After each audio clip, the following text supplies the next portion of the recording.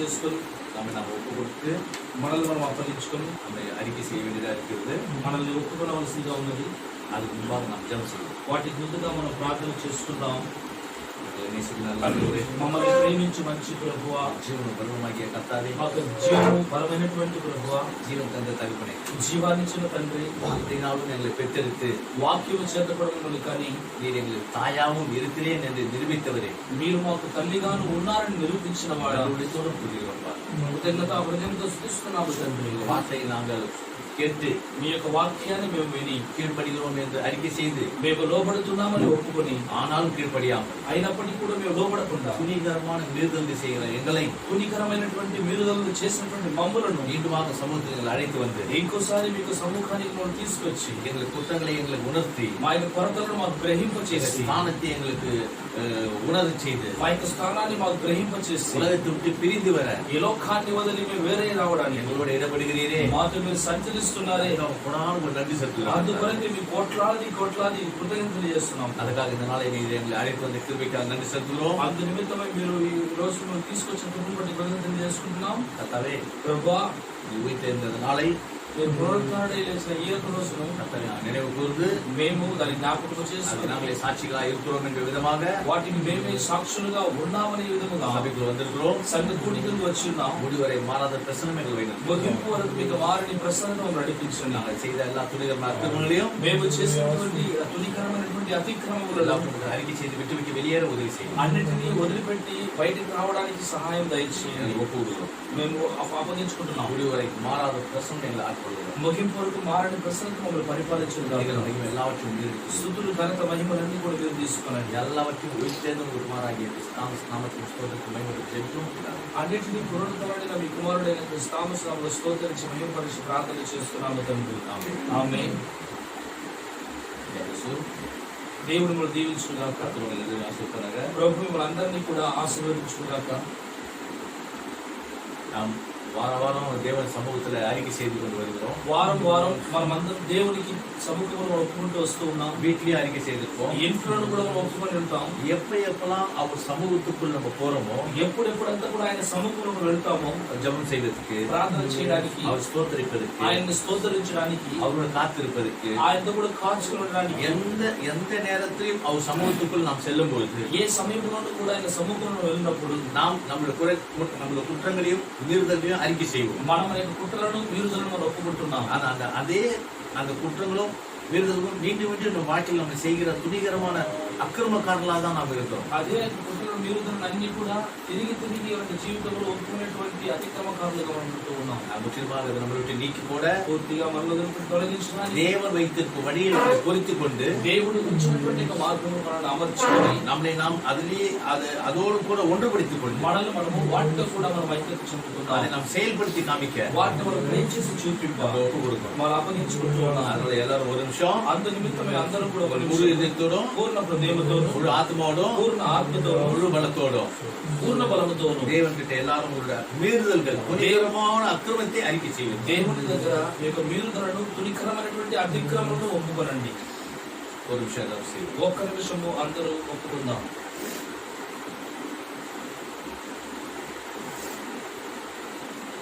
Chorus 22வது chorus, சோதித்திரு தேவா. Chorus 22వ chorus, పరిశోధించుము దేవా. சோதித்திடும்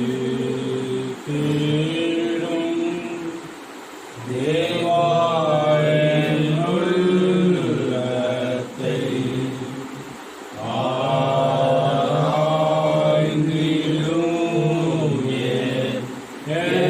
எண்ணத்தை இன்று தீமை ஏனும் என்னில் உண்டோ பாரும் என் பாவமெல்லாம் நீக்கி ரட்சியும். நாம் தேவனை மகிமைப்படுத்த என்னுடைய கீதங்களை பாடுவோம். మనం దేవుని మహిమపరచుటకు గీతాలు మనం పాడుకుందాం. உட்காருங்க, எல்லாரும் కూర్చోండి అందరూ కూడా. பாட்டு புதிய புதிய పాఠ పుస్తకములు 177. 177 7వ పాట స్తుతించుడి స్తుతించుడి పాట. Glory to God. దేవునికి మహిమ కలుగును గాక. எல்லாரையும் துதிக்க சொல்றோம். అందరినీ మనం స్తుతిస్తున్నాం. நாம துதிக்கிறோமா? మనం స్తుతిస్తున్నామా? அவங்க துதிக்கிறதுக்கு நம்ம துதிக்கிறதுக்கு என்ன வித்தியாசம்? వారు స్తుతించడానికి మనం స్తుతించడానికి ఏం వ్యత్యాసం? எல்லாரையும் துதிக்க சொல்றோம். అందరూ స్తుతించమంటున్నాం. வானம் துதின்றோம். ఆకాశం స్తుతించమంటున్నాం. எல்லாத்தையும் துதிக்க சொல்றோம். అందరూ స్తుతించమంటున్నాం. నక్షత్రాలు, பூமியில் உள்ள ஊரும் பிராணி, காட்டில் வாழ் மிருகங்கள், இயற்கை செடிகள் எல்லாம் துதிங்க தேவனை. భూమిలో ఉన్నటువంటి ఊరు ప్రాణులు, అడవిలో జీవి చెట్లు, తీగలు అన్ని అందరూ స్తుతించాలి దేవుణ్ణి. ஏன் துதிக்கணும்? ఎందుకు స్తుతించాలి? எப்ப துதிப்பாங்க? ఎప్పుడు స్తుతిస్తారు వాళ్ళు? எப்ப துதிப்பாங்க? ఎప్పుడు స్తుతిస్తారు? அவங்க எப்ப துதிப்பாங்கன்னா, ఎప్పుడు వాళ్ళు స్తుతిస్తారంటే சர்வ சிருஷ்டியும் సర్వ సృష్టి தேவனோட புத்திரர் வருவதற்காக காத்துக்கொண்டு దేవునికి పుత్రులు రావడానికి వచ్చేసారని దేవుడు స్తుతించాలి. துதிக்க வேண்டியது அதுக்கு எப்போ அப்படின்னா, స్తుతించవలసింది ఎప్పుడు వాళ్ళంటే தேவ புத்திரரை பார்த்தா, దేవుని పుత్రులు చూసినట్లయితే, தேவ புத்திரரை திரும்பி దేవుని పుత్రులు తిరిగి பாடி పాట పాడి நீங்க துதிங்க, స్తుతించండి, స్తుతించండి, స్తుతించండి, துதிக்காது, స్తుతించదు. அது திரும்பி అందరూ తిరిగి நீ காட்சிக்கு வந்துரு, దృశ్యంలోకి వచ్చాయి, దృశ్యంలోకి వచ్చాయి, காட்சிக்கு வந்துரு, దృశ్యంలోకి நான் వచ్చాయి, துதிக்கிறேன்னு சொல்லும். స్తుతిస్తానని చెప్తారు. அப்போ எப்படி இருக்குன்னா, ఎలా ఉంటుందంటే ఇప్పుడు எத்தனையோ வருஷமா பாண்டு வரோம். ఎన్నో సంవత్సరాల அந்த పాట பாடலுடைய ఆ యొక్క పాట முழு యొక్క சாராம்சம் என்ன அப்படின்னா, పూర్తి యొక్క సారాంశం ఏమిటి అంటే, இயற்கை நம்மள அது அது ஏங்குதுங்க, ప్రకృతి காட்சிக்கு வந்துறேன். మనం చూస్తున్నది దృశ్యంలోకి వచ్చి చూస్తాను. தேவன் అప్పుడు దేవుడు அதை துதிக்கிறதுக்கு வச்சிருக்கிறாரு. వారిని స్తుతించడానికి ఉంచి ఉన్నారు. நம்ம காட்சிக்கு வரணும்னு வச்சிருக்கிறாரு. మనం దృశ్యంలోకి రావాలని ఉంచి ఉన్నాడు. நேரமும் வந்துச்சு, సమయం వచ్చేసినది. మనము நம்ம ஒப்பு கொடுத்து அதற்கான நிலையில வருவதைத்தான் தாமதம் பண்றோம். మనల్ని అప్పగించి దానికి స్థితిలోనికి రావడమే మనం తామదిస్తున్నాం. குழந்தையில இருந்து, ஒரு எவன்லி மாதிரி சின்ன குழந்தையில இருந்து, ఎవరి మాదిరిగా చిన్న బిడ్డ నుండి நம்மள மாதிரி ஒரு பெரிய வயசு வர வரைக்கும், మన మాదిరిగా ఒక పెద్ద వయసు వచ్చేంత వరకు எல்லாருமே అందరూ కూడా அவங்களுக்கு ஏத்த மாதிரி ஏதாவது ஒரு இடத்துல போய் சிக்கிறோம். వారికి తగిన విధంగా ఏదో ఒక చోట పోయి ஒரு பொழுதுபோக்கு, ఒక పొద్దుపోకుడు, ஒரு டைம் பாஸ், ఒక టైం పాస్, இல்ல சும்மா பேசிருக்கலாம், ఊరికే మాట్లాడుతూ ஏதாவது ஒரு காரியம், ఏదో ఒక కార్యం எங்கனா சிக்க வைப்பாங்க. ఎక్కడైనా చెక్కనిస్తాడు అబ్బో. அதனால என்ன ஆகும்? అంత నిమిత్తం ఏమవుతుంది? நம்ம தேவ புத்திரன் நான் என்பதை நாம காட்டாம, దేవుని పుత్రుడు నేరని చూపించకుండా சராசரி மனிதர்கள் வாழ்ற விதமா வாழ்ந்துரும். సరాసరి మనుషులు జీవించే విధంగా జీవించేస్తాం. அப்ப எல்லாம் எப்படி துதிக்கும்? అందరూ అన్ని కూడా ఎలా శుద్ధిస్తుంది?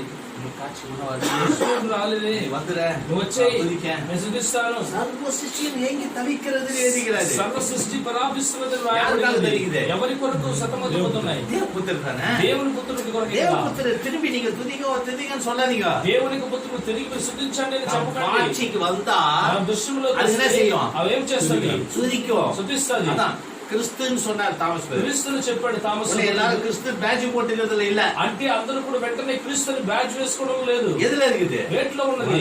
நாம் கிறிஸ்துவாய் மாறி காட்டுதல் இருக்குது. మనం క్రీస్తుగా జీవించి చూపించేటువంటి కార్యం. அதே மாதிரி இனிமேல் అదే విధంగా ఇక మీద శుద్ధించండి కాదు, துதிப்பீங்க, சுதிப்பீங்க, మీరు శుద్ధిస్తారు, శుద్ధిస్తారు. காட்சிக்கு வந்துருவே நீ துதிப்ப. నీ దృశ్యంలోనికి వచ్చేస్తారు, நம்மை அதோடு பொருத்தி கொள்ளணும். మనం వాటితో అమర్చుకోవాలి. அதான் மனவாட்டி. నేనే పెళ్లి தேவ புத்திரன். నేనే దేవుని நான் காட்சிக்கு வருவேன். దృశ్యంలోనికి நான் வந்துருவேன். వచ్చేస్తాను. நீ என்ன பார்த்து துதிப்ப.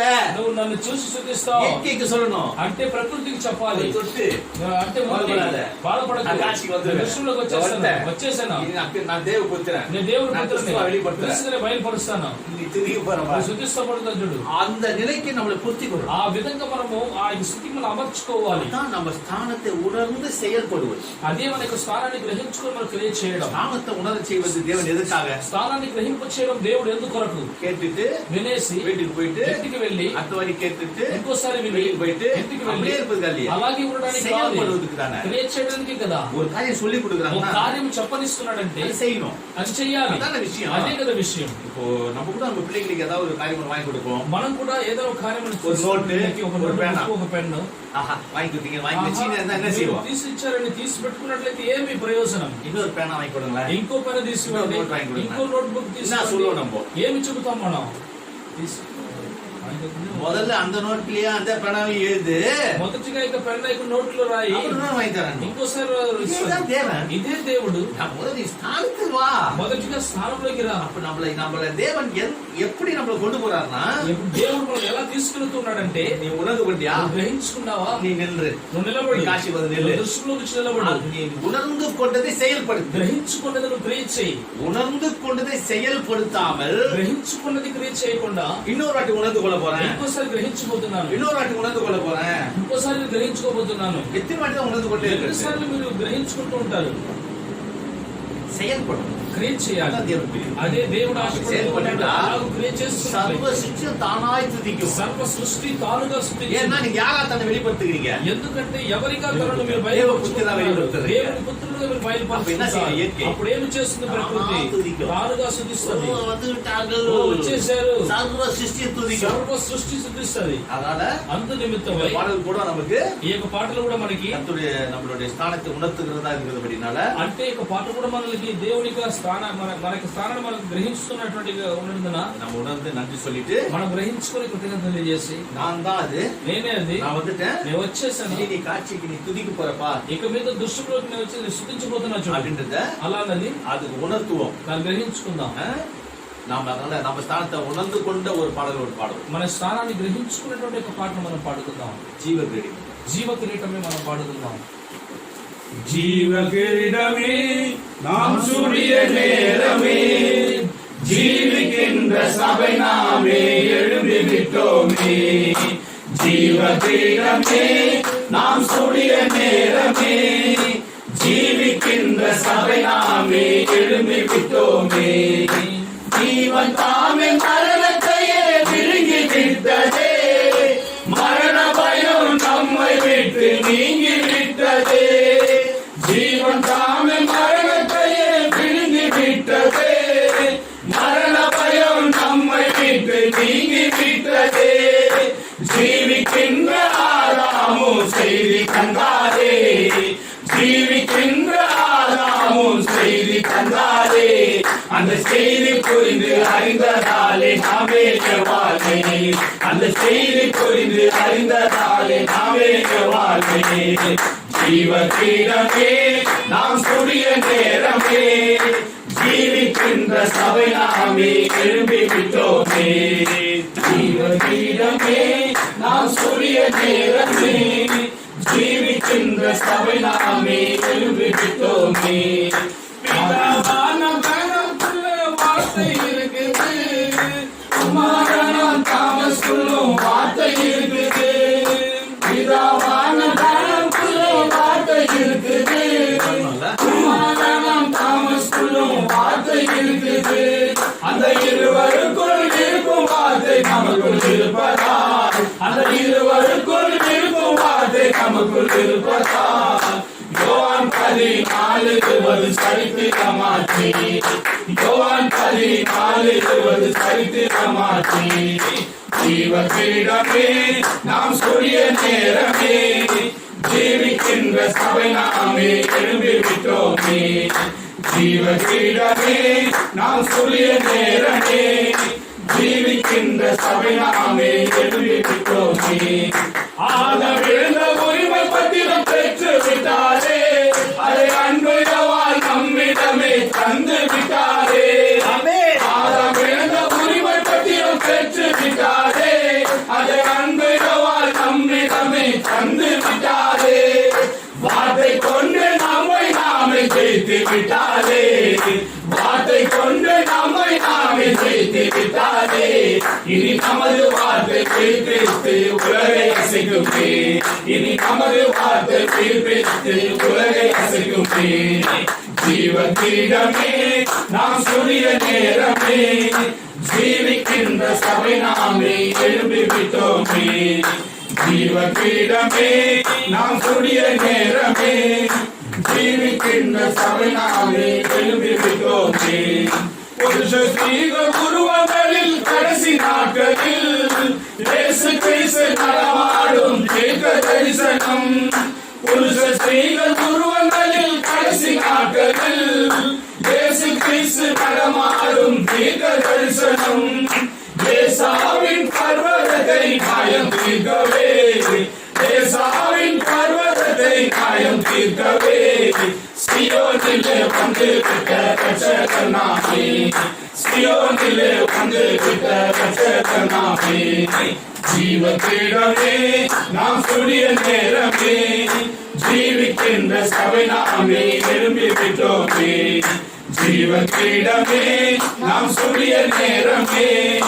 ஜீவிக்கின்ற சபை நாமே எழும்பிவிட்டோமே. தேவ நீதி மூடு கீழே விடுதலையானோ, தேவ நிறவை சுதந்திரித்து தேவர்களானோ. தேவ நீதி மூடு கீழே விடுதலையானோ, தேவ நிறவை சுதந்திரித்து தேவர்களானோ.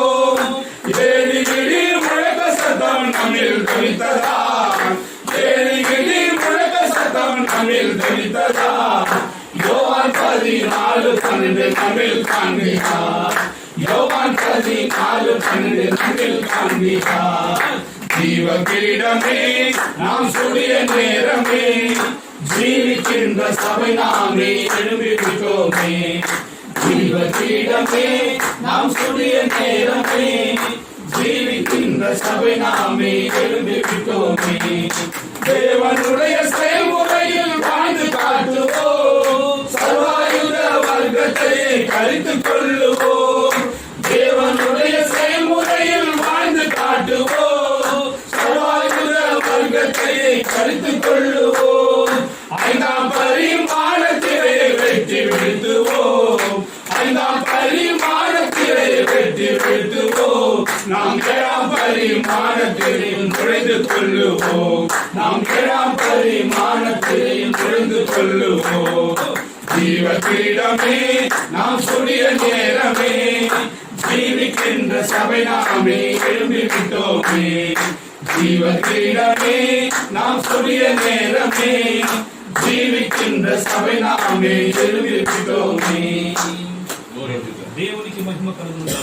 அந்த ஸ்தானம் நாம் ஜீவ கிரீடம் பெற்று விட்டோம் என்று உணர்ந்து கொண்டு మేము జీవ కిరీటాన్ని పొందుకున్నామని గ్రహించుకొని செயல்படுவதில்தான் தேவ புத்திரனா நாம் வெளிப்படுறோம். క్రియ చేయడములోనే దేవుని పుత్రులుగా మనం బయలుపడుతున్నాం. அப்போ சர்வ சிருஷ்டியும் ஏங்கி தவிக்கிறத நிறுத்திட்டு అప్పుడు సర్వ సృష్టి కూడా ప్రలాపించడము నిలిపేసి அப்ப துதிக்கும், అప్పుడు స్తుతిస్తాయి. மலைகள் துதிக்கும், కొండలు స్తుతిస్తాయి, பள்ளத்தாக்கு துதிக்கும், అంటే పల్లమిటి எல்லாம் துதிக்கும். అన్ని కూడా స్తుతిస్తాయి. ஏன்? ఎందుకు? தேவபுத்திரர் வந்துட்டாங்க. దేవుని పుత్రులు వచ్చేసారు. தேவபுத்திரர் வராம ஒண்ணும் துதிக்காது. దేవునికి పుత్రులు రాకుండా ఏది కూడా స్తుతించదు. எவ்வளவுதான் பாட்டு பண்ணா சரி, ఎంతగా పాట పాడినా సరే, துதிகள் சொன்னாலும் స్తుతించుడి చెప్పినప్పటికీ துதிக்க కూడా முடியாது. స్తుతించలేదు. ஏன்? தேவபுத்திரர்கள் காட்சிக்கு வரணும். ఎందుకంటే దేవుని పుత్రుడు దృశ్యంలోనికి రావాలి. ஆட்சிக்கு வரதுக்கு ஒரே வழி, దృశ్యంలోనికి రావడానికి ఒకే ఒక జీవ మార్గం. கிரீடம் பெற்று விட்டோம் என்று உணர்ந்து கொண்டு మీరు జీవ కిరీటం పొందుకున్నామని మీరు గ్రహించుకొని அதன் மீது செயல்படுவது, వాటి మీద క్రియ చేయడం, உணர்ந்து கொண்டு గ్రహించుకొని செயல்படுவது. క్రియ చేయడం. நாம் செய்திக்குள்ள போவோம். అందు నిమిత్తం మనము వర్తమానంలోకి వెళదాం. கோரஸ் பாடி వర్తమానంలోకి వెళదాం. நாம் தேவனை உயர்த்தி துதியுங்கள், அவர் நாமத்தை போற்றிய தேவனை உயர்த்தி துதியுங்கள். இவரே நாம் தேவன், இவரே நாம் மீட்பர், இவர் நம்மை மீட்டதனால் கை கொண்டிடுவோம். இவரே நாம் தேவன், இவரே நாம் மீட்பர், இவர் நம்மை மீட்டதினால் கை கொண்டிடுவோம். இவர் பகைவனை வென்று கீழ்ப்படுத்தி கீழ்ப்படுத்தினார். இவர் பகைவனை வென்று கீழ்ப்படுத்தினார்.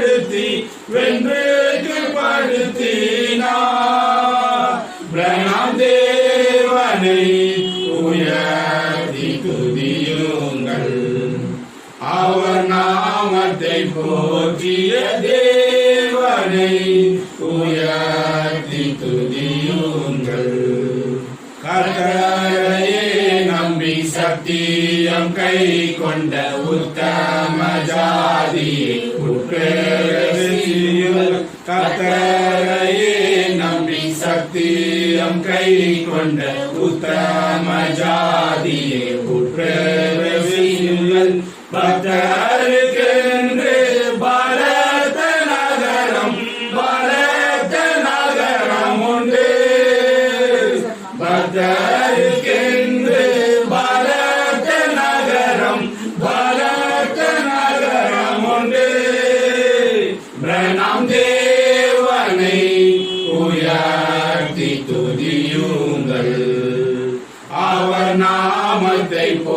உயர்த்திய தேவனை உயர்த்தி துதியுங்கள். Glory to God. దేవునికి మహిమ కలుగును గాక. వేదాంతర వేద గ్రంథ పరిశుద్ధ గ్రంథంలో మనం ఎఫెసియర్ పుస్తకத்துல ఎఫెసీయుల పుస్తకంలో 6వ అధ్యాయం నుంచి 6వ అధ్యాయాన్ని తీసుకొని 11 నుంచి 17 వరకు వాసిస్తాం. 11 నుంచి 17 వరకు మనం చదువుకుందాం. நீங்கள் பிசாசின் தந்திரங்களோடு எதிர்த்து நிற்க திறனை உள்ளவர்களாகும்படி தேவனுடைய சர்வாயுத வர்க்கத்தையும் தரித்துக் கொள்ளுங்கள். ஏனெனில் மாம்சத்தோடும் இரத்தத்தோடும் அல்ல, துரைத்தனங்களோடும் அதிகாரங்களோடும் இப்பிரபஞ்சத்தின் அந்தகார லோகாதிபதிகளோடும் வான மண்டலங்களில் உள்ள பொல்லாத ஆவிகளோடும் சேனைகளோடும் நமக்கு போராட்டம் உண்டு. ஆகையால் தீர்ப்பு நாளிலே அவைகளை நீங்கள் எதிர்க்கவும் சகலத்தையும் செய்து முடித்தவர்களாய் நிற்கவும் திராணி உள்ளவர்களாகும்படிக்கு தேவனுடைய சர்வாயுத வர்க்கத்தையும் எடுத்துக்கொள்ளுங்கள்.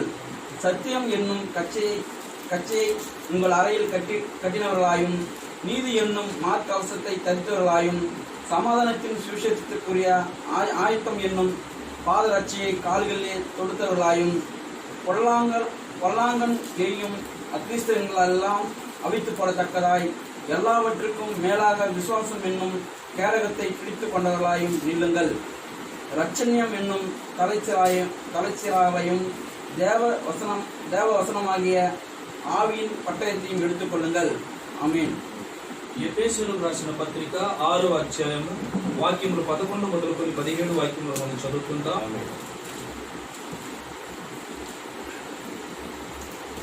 கர்த்தர் வாசித்த வசனங்களை வெளிப்படுத்தி தருவாராங்க. ప్రభు చదివినటువంటి వాక్యాలను బయలుపరచుగాక. இந்த வார்த்தை வந்து 2 வருஷமா எல்லா ஸ்தாபன சபைகள் முதல் கொண்டு தேவன் அதை எல்லாரும் போதிச்சுட்டு தான் வராங்க. ఈ యొక్క వాక్యాలు 2000 సంవత్సరాలుగా సంఘ సేవకుల వాళ్ళు అందరూ కూడా బోధిస్తూనే వస్తూ ఉన్నారు. தேவன் அனுமதிச்சுட்டே வராரு. దేవుడు అనుమతిస్తూనే వస్తున్నాడు. ஆனால் தம்முடைய ஆவிக்குரிய சபையில அதனுடைய காரியத்தை விலைக்கு கொடுத்துட்டே வராரு. అయినప్పటికీ కూడా తన ఆత్మీయమైన సంఘంలో తన కార్యాలను బయలుపరుస్తూనే వస్తున్నాడు.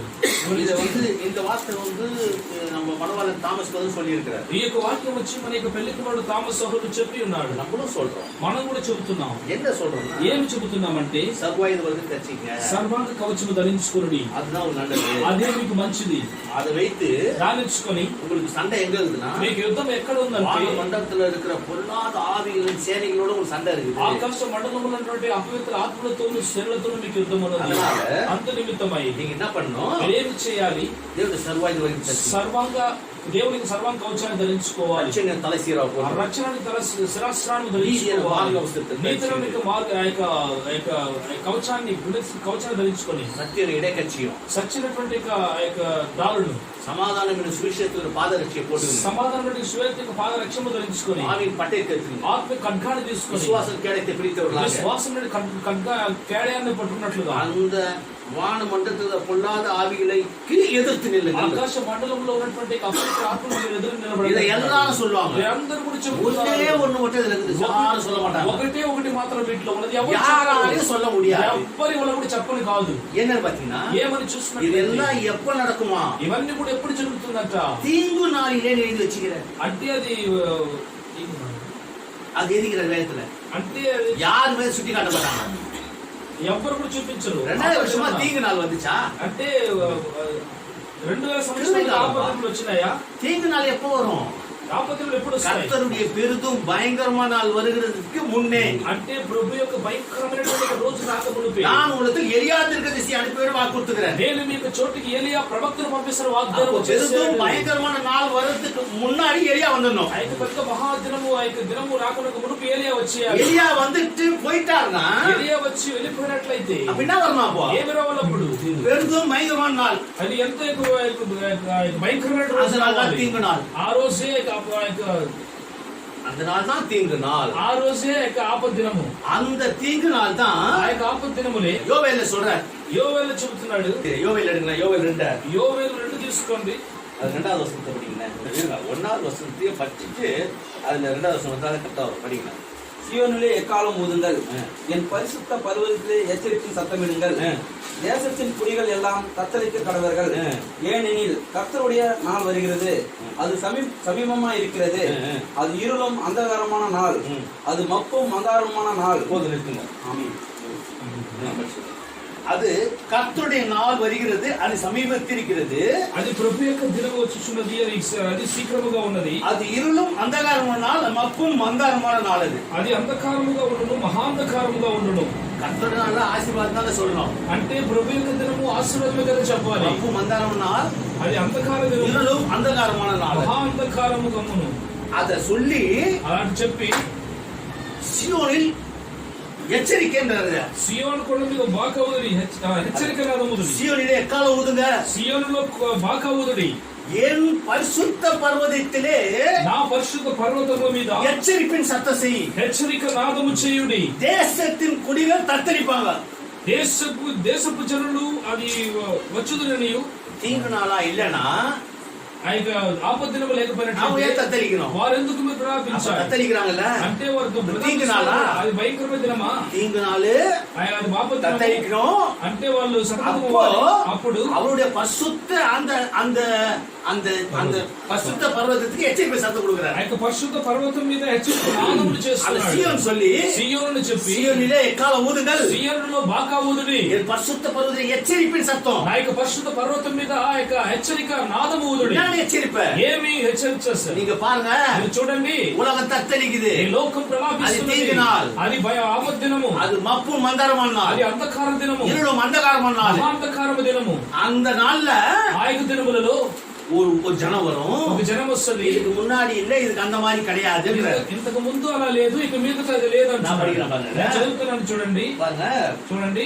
மப்பும் மந்தாரமான நாள், விடியற்கால வெளுப்பு பர்வதங்கள் மேல் பரவது போல ஏராளமான பலத்த ஒரு ஜாதி தீவிரமாய் வந்து பரவும். పర్వతం మీద ఉదయకాంతి కనబడినట్లు అవి కనబడుచున్నవి, అవి బలమైన ఒక గొప్ప సమూహము. அப்படிப்பட்டது முன்னொரு காலத்தில் உண்டானதும் இல்லை, இனி தலைமுறை தலைமுறையாக ஒரு வருஷங்களிலும் உண்டாவதும் இல்லை. ఇంతకు ముందు అట్టివి పుట్టలేదు, ఇక మీదకు తరతరములు అట్టివి పుట్టవు.